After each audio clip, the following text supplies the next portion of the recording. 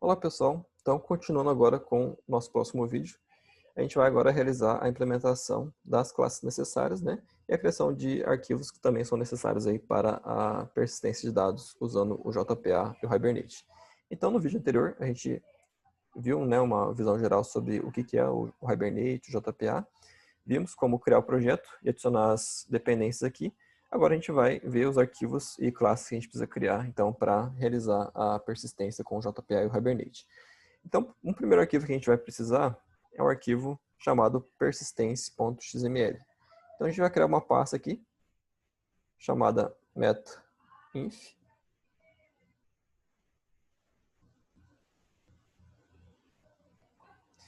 Então, essa pasta, meta.inf, ela vai conter um arquivo chamado persistence.xml.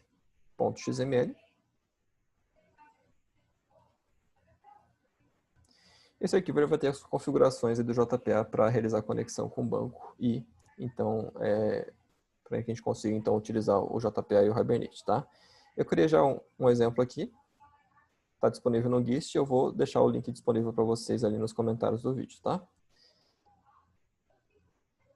Então, aqui eu vou explicar um pouco sobre o conteúdo deste arquivo, tá? Então, começando aqui, a gente tem um nó aqui chamado Persistence Unit, que vai ter o nome da sua unidade de persistência, tá? Comumente, né, em aplicações pequenas, como é o exemplo que a gente vai fazer aqui, tem-se uma única unidade de persistência. Mas aí, dependendo do contexto, pode ser que você tenha múltiplas unidades de persistência, né? E aí, quando você for criar a sua conexão com o banco, é este identificador aqui que você vai utilizar para identificar qual unidade de persistência que vai ser utilizada nessa conexão, tá? Então, no nosso caso, a gente vai ter uma única unidade de persistência. Eu coloquei o nome aqui, exemplo, PU, tá? E aqui temos o tipo de transação. No nosso caso, a gente vai usar esse tipo que é o resource underline local, que é o tipo de transação que a gente utiliza quando a gente vai fazer o controle da transação manual, tá? Qual que seria uma outra forma? Uma outra forma é você deixar aqui um framework como o Spring Boot, né, realize esse controle de transações, ou que o próprio servidor de aplicação, como um JBoss, né, se você estiver fazendo uma aplicação Java EE, faça esse controle, e aí aqui teria uma configuração chamada JTA, se eu não me engano, tá? Que é basicamente uma outra especificação do Java, que é referente ao controle de transações aí em aplicações Java EE. No nosso caso, a gente vai fazer esse controle manualmente, beleza? E na seguida a gente tem, então, uma série de propriedades que devem ser configuradas aí para que a sua aplicação consiga se conectar com o seu banco de dados. Essas primeiras aqui são específicas do JPA, tá? E na sequência a gente tem algumas específicas do Hibernate. Então, se você for usar, por exemplo, um provedor de persistência que seja diferente do Hibernate, você não vai usar essas propriedades aqui. Você vai ter outras propriedades que são específicas do seu provedor, tá? Já essas aqui são genéricas para qualquer implementação do JPA que você for utilizar, qualquer provedor do JPA que você for utilizar. Então, a primeira aqui, essa URL, é o que a gente chama de string de conexão. Então, ele determina propriedades que o JPA vai utilizar para se conectar com o banco de dados. Então, aqui é o protocolo JDBC, que é o protocolo padrão de comunicação com o banco no Java. HSQLDB, que é o banco de dados que a gente está usando. E, como eu falei para vocês, eu vou usar um banco de dados em memória. Então, essa aqui é a forma do HSQLDB para a gente especificar que o banco é em memória. E aqui, por último, é o nome do banco. Coloquei o nome exemplo, tá? Depois tem mais algumas outras propriedades aqui que eu não vou discutir agora porque não é necessário a gente entrar em tantos detalhes. No próximo aqui a gente tem o nome do usuário. Como o meu banco é em memória, eu posso colocar um valor padrão aqui, como SA, sem senha. Mas caso você esteja usando, por exemplo, um banco local, um banco no servidor de banco, um banco MySQL, Postgres, né, por exemplo, você vai ter que colocar as credenciais de conexão a este banco, tá? Aqui temos um driver de conexão. No nosso caso é o HSQLDB, então eu tenho que colocar aqui a URL referente, o nome referente a este drive, tá? Se você for usar outro banco, tem que ser o nome específico do driver do banco que você for utilizar. Essa informação vocês acham com facilidade na internet, tá? Agora vindo para as configurações específicas do Hibernate. Essa configuração aqui, basicamente estou determinando que quando eu fizer alterações nas classes que mapeiam as tabelas do banco de dados, o Hibernate vai fazer a atualização automática das tabelas no banco, tá? Então, se eu criar uma tabela nova, alterar aí um campo da tabela, qualquer coisa do tipo, ele vai atualizar automaticamente para mim. Depois temos aqui para o Hibernate mostrar as consultas, né, SQL que são executadas no banco. Então ele vai mostrar aqui no console para a gente vai conseguir visualizar o que o Hibernate está fazendo.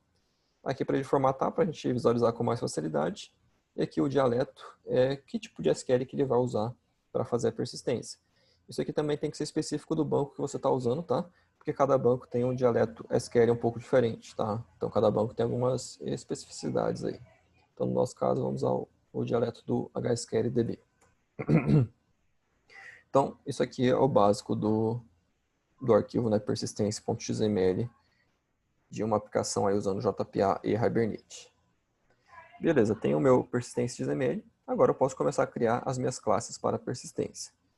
Então eu vou começar criando um pacote aqui, pessoal, para a gente organizar nossas classes organizar melhor, né? Ter uma separação melhor das classes de diferentes pacotes. Então eu vou criar aqui ifbr.po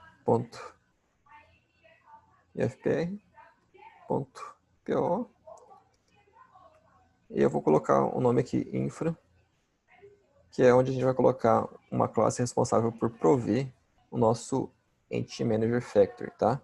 Por que eu vou fazer isso?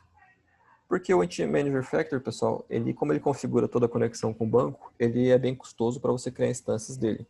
Então, se você ficar cada vez que for fazer uma operação de persistência criando novas instâncias, sua aplicação vai ficar muito lenta, tá? Então, vou criar aqui um Entity Manager Factory Producer. Então, basicamente, ele vai produzir instâncias. Na verdade, a gente vai ter uma única instância, tá?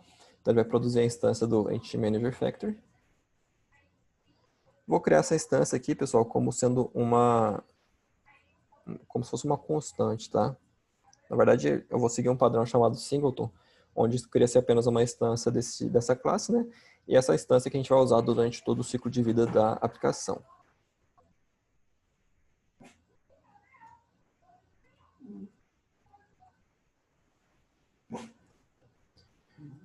Então, crio aqui. Criei aqui, então, o atributo, né, que vai receber a instância. Agora, a gente tem que, então, fazer então, a atribuição da instância que vai ser utilizada ao longo do ciclo de vida da aplicação.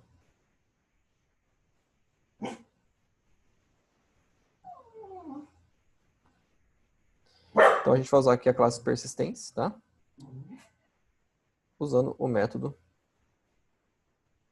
create Entity Manager Factory. Lembra que eu falei lá do persistence unit name, né? Que a gente colocou ali no nosso arquivo persistence.xml. É esse nome que a gente tem que colocar aqui para que o JPA, quando for criar essa instância aqui, crie ela com base nessas configurações de conexão que a gente definiu neste arquivo, tá?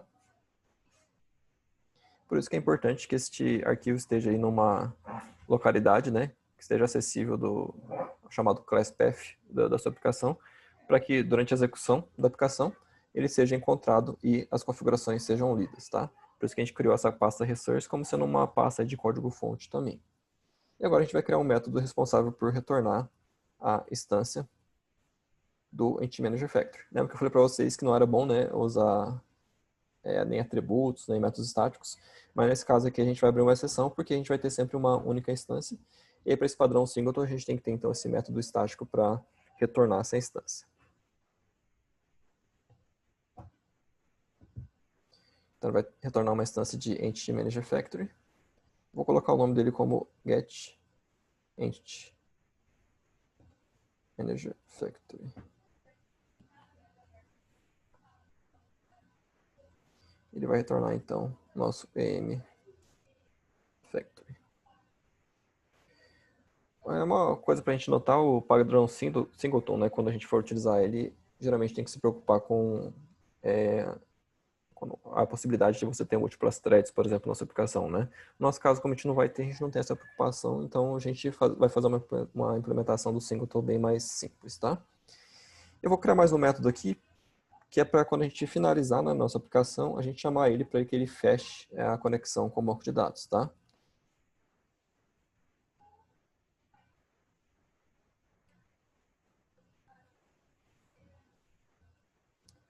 Então, ele vai fechar a conexão com o banco.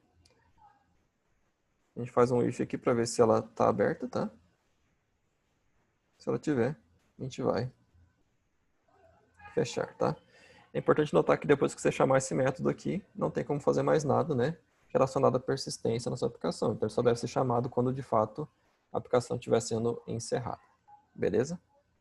Então, temos aqui a instância disponível, né, do Entity Manager Factory. Agora, a gente pode começar a utilizá-la para criar instâncias de Entity Manager, né, que basicamente são os objetos que vão ser responsáveis aí por gerenciar essa persistência dos nossos dados para o banco de dados. Então, para fazer isso, a gente tem que ter classes que mapeiam a nossas tabelas, né, dentro da nossa aplicação, que são as chamadas entidades. Aqui, pessoal, eu vou criar uma estrutura. Geralmente se cria em aplicações mais simples, né, camadas aí como, por exemplo, camadas aí DAO, entidades, né, serviços. E aí vai se agrupando todas as classes de cada tipo nessas diferentes camadas. Essa não é uma estrutura muito adequada, porque quando a sua aplicação começar a crescer, você vai sentir a necessidade de ter uma organização melhor das suas classes. Então, eu já vou tentar mostrar aqui para vocês uma organização um pouco melhor, tá? Um pouco mais coesa das suas classes. Então, a ideia é que você divida as suas classes dentro de módulos, tá? Esses módulos seriam basicamente classes que são correlacionadas entre si. Então, eu vou começar criando um módulo aqui que seria um módulo central. Muita gente chama de core, né? Eu vou chamar ele de núcleo aqui em português, que é onde vai estar nossas classes base, que são usadas aí em toda a aplicação. E aí, conforme você vai tendo outros módulos, como por exemplo, suponha que eu tenha lá um módulo de controle de estoque. Então, eu vou criar um pacote estoque, vou ter um outro para faturamento. Crio um pacote de faturamento e vou organizando minhas classes todas lá dentro, tá? Então, vou começar com o módulo núcleo aqui, que seria a base da nossa aplicação. E aqui eu vou criando subpacotes, que aí sim vai ter as camadas aí dos DAOs, que eu vou chamar aqui de repositórios. Vamos ter as entidades e pode ter um subpacote de serviços também. Aí você vai criando conforme for necessário aí para organizar suas classes, tá? Então, crio um novo aqui, uma nova classe. Já vou criar um subpacote aqui, entidades, que essa classe que eu vou criar é uma entidade, que ela é responsável por mapear, então, uma das tabelas do banco. No meu caso aqui, eu vou criar uma entidade de cidade, tá?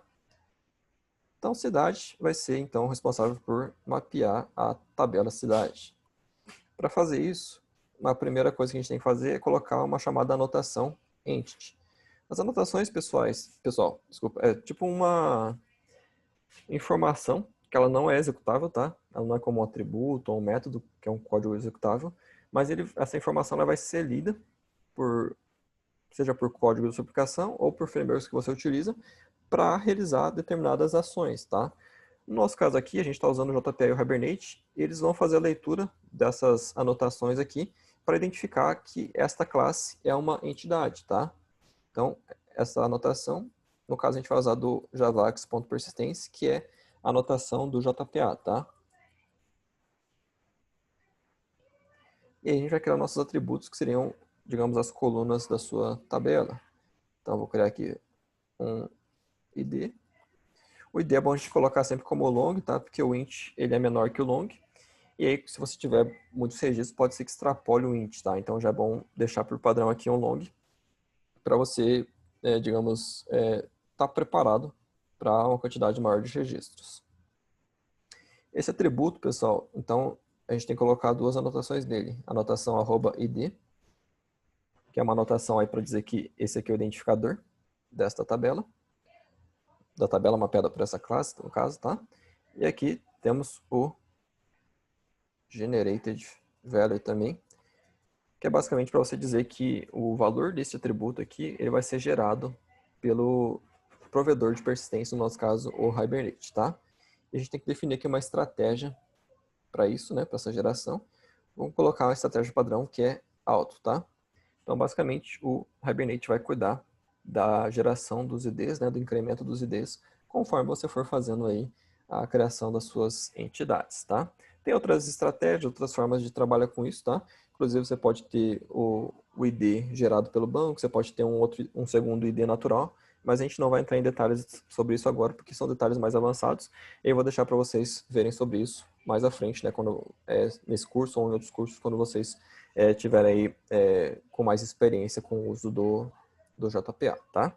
Inclusive, também dá para colocar outras anotações na própria classe também, como, por exemplo, se você quiser colocar um nome específico para sua tabela, né, que não necessariamente é uma tradução direta desse nome que está aqui, né?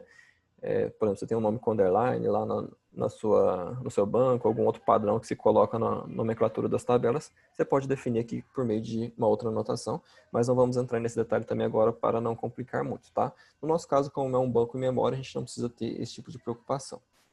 E aí eu posso criar outros atributos, vou só colocar mais um aqui, seria o nome da cidade, tá? Posso criar os meus getters e setters, vou colocar aqui para gerar automaticamente, para ambos, para que eu consiga acessar, né, esses atributos quando necessário. E também, pessoal, é importante vocês criarem o hashcode e o equals. Esses caras aqui, basicamente, são usados aí para você fazer a comparação de objetos, né, no caso do equals. E o hashcode também, ele é tipo um identificador, quando você for, por exemplo, trabalhar com coleções, né, como, por exemplo, tabelas hash e tal, é um método que é utilizado nesses casos aí. Também não vamos entrar em muitos detalhes, mas é importante que você tenha eles criados para o uso aí correto do Hibernate do JPA. No caso do equals, a gente vai deixar a implementação que o próprio Eclipse gerou para a gente. Reparem que eu criei ele apenas com base no ID, tá? Para que a identidade desse objeto esteja vinculada ao ID, que é justamente o identificador único na nossa tabela. E o hashcode aqui, a gente vai usar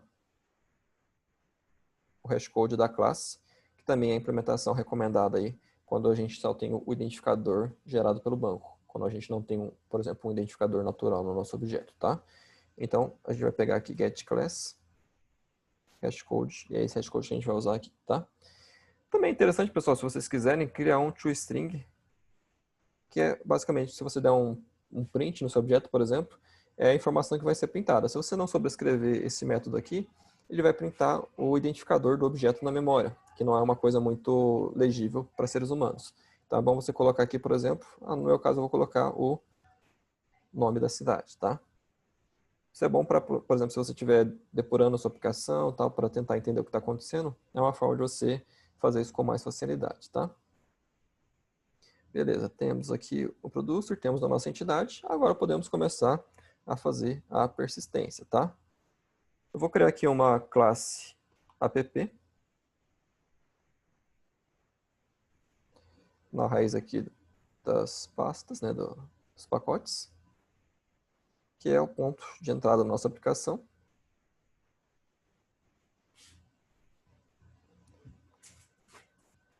E aí, então, a gente pode fazer um procedimento básico aí para fazer, por exemplo, uma inclusão no banco de dados. Então, primeiro a gente tem que pegar o nosso factory, né?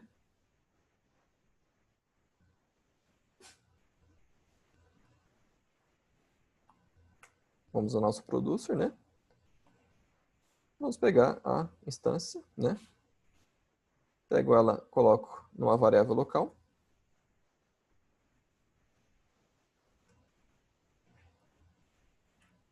E vou criar um Entity Manager, que é basicamente o que a gente vai usar aqui para abrir a conexão com o banco e fazer persistência.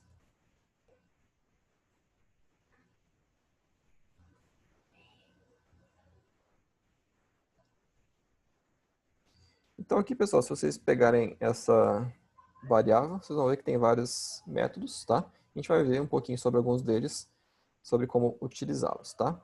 Antes de fazer isso, vamos criar uma instância aqui da cidade, né? Para que a gente consiga persistir os dados de uma cidade do banco.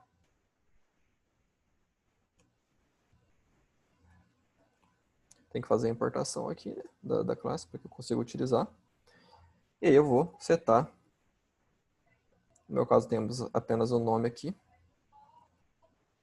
Setar esse atributo. E agora eu estou pronto para fazer a persistência. No caso aqui, na cidade, a gente não criou um construtor, mas a gente poderia criar, tá? Se vocês quiserem, por exemplo, criar aqui, posso criar um construtor recebendo o nome, para que eu já crie o objeto com os atributos definidos, né? Que é uma boa prática. e eu atribuo aqui, então, nome, tá?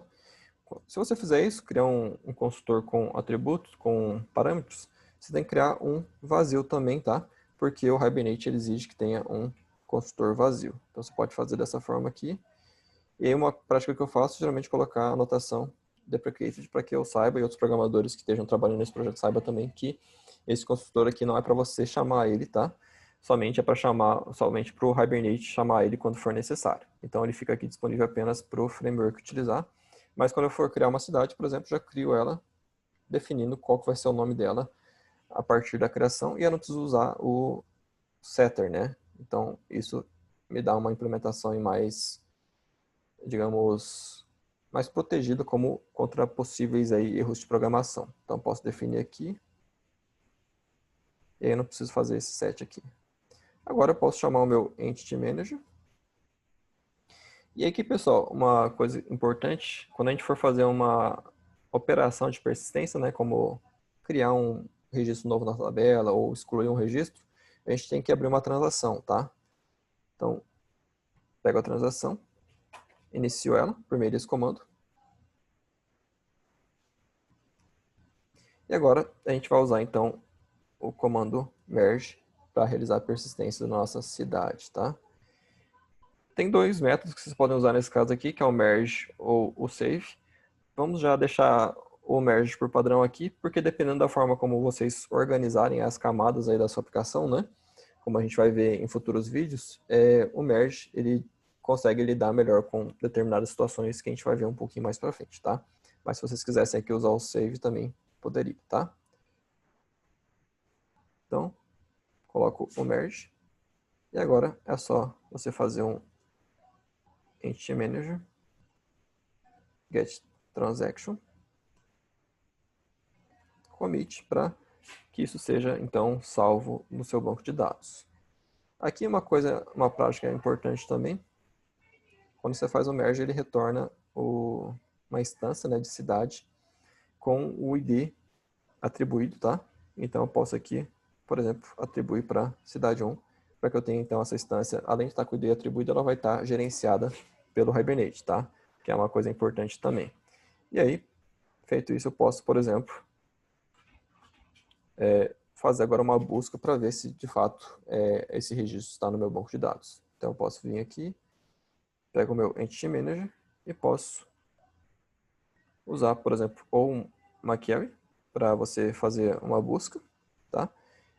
Ou então você pode usar o método find para que ele busque diretamente um único objeto. Então, create query, ele faria uma consulta e essa consulta ela pode retornar múltiplos objetos, né?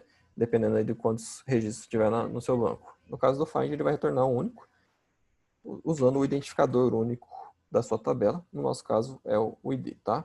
Então, aqui a gente passa a classe, no nosso caso é a classe cidade, e no segundo parâmetro é o ID.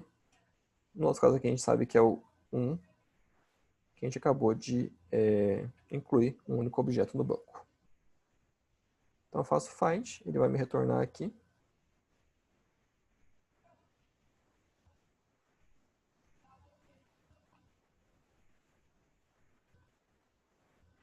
Eu posso fazer, por exemplo, um sysout, cidade buscada. E ele vai imprimir esta entidade, tá? Então, se eu não deixei passar nada aqui, a gente pode executar agora esse código para ver o nosso primeiro exemplo aí com o Hibernate e o JPA. Então, vamos olhar aqui o que ele imprimiu, tá? Então, reparem que em vermelho ele começa imprimindo várias informações aqui, que são informações referentes aos procedimentos que o Hibernate vai estar tomando para abrir a conexão com o banco, né? E fazer o que for necessário para persistir os seus dados. Então, ele vai imprimir várias informações referentes a isso. E depois, aqui temos as consultas que o Hibernate fez ao executar o nosso código. Então, primeiro, como nosso banco não existia, ele criou a tabela, cidade, né? Então, esse aqui é o comando para criar a tabela. Depois, ele fez, então, a inserção, né?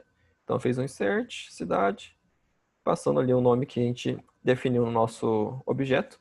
E aí, por fim, aqui, essa impressão aqui é quando a gente buscou lá, né, o objeto a partir do banco, passando o ID dele, e imprimimos aí a descrição deste objeto. Beleza? Então, para esse vídeo era isso. Esse aqui então é o básico para a gente fazer uma persistência. No próximo vídeo a gente vai ver como lidar aí com relacionamentos, né, associações entre diferentes tabelas no banco. E também vamos ver como organizar melhor esse código em diferentes classes, diferentes camadas aí dentro da nossa aplicação.